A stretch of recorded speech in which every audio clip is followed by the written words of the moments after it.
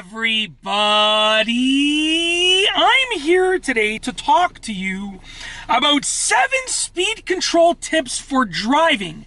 This will be a simple lesson for beginners on controlling your speed when you're driving on the road behind the wheel with your license, or when you're getting ready to get your license. Let's get right into the video. That was a really long intro, so let's get right into it.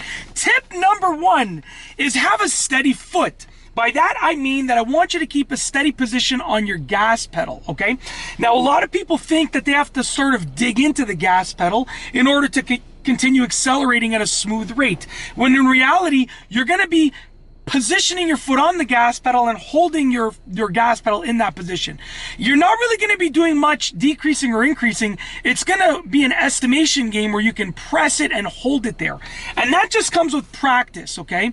It literally just comes with practice that you will know when to stop pressing the gas pedal inwards and hold it in position, which leads me to number 2, which is practice makes perfect. I'm going to tell you the truth. The main thing that people lack when they're not ready to go and get their license is practice. So if you can practice, practicing will allow you to be a better driver in all aspects, but specifically with regards to speed control and speed maintenance, meaning a safer drive and fewer speeding tickets.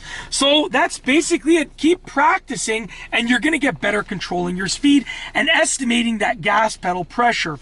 Number 3, choose the right gear.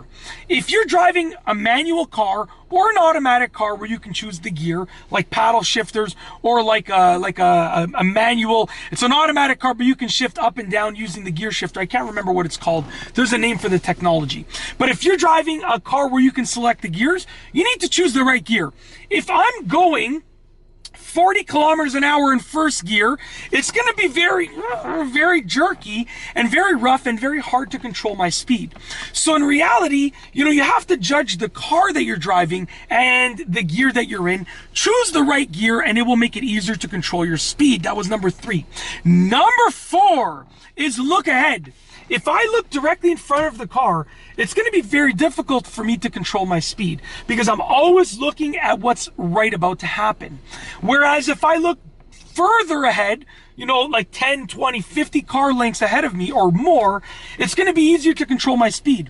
Because instead of making constant adjustments based on the road directly in front of me, I can make macro adjustments, long-term choices for managing my speed based on the traffic far ahead of me, okay? If you're looking directly in front of your car, it's going to be hard for you to control your speed. You're going to make too many adjustments. Too many unnecessary adjustments. Whereas when you look further ahead, you're going to be able to make those longer-term choices for controlling your speed. Number 5, get 2 hands on the wheel. Now, this is a minor one and it won't help you majorly, but if you're almost able to control your speed and you just need a little bit of help and you're driving with 1 hand on the wheel, you might not know this, but putting 2 hands on the wheel will help you control your speed because it gives you better steering capabilities. When you're better able to keep your car in a straight line, you're going to be better able to control your speed. Keep that in mind, okay? So keep 2 hands on the wheel. It will make it a little bit easier for you to control your speed. It'll just give you that little one-up for being able to manage your speed properly, okay? Number 6 is proper posture. It is crucial. And I just want to make sure because I have a list down here if you can't tell.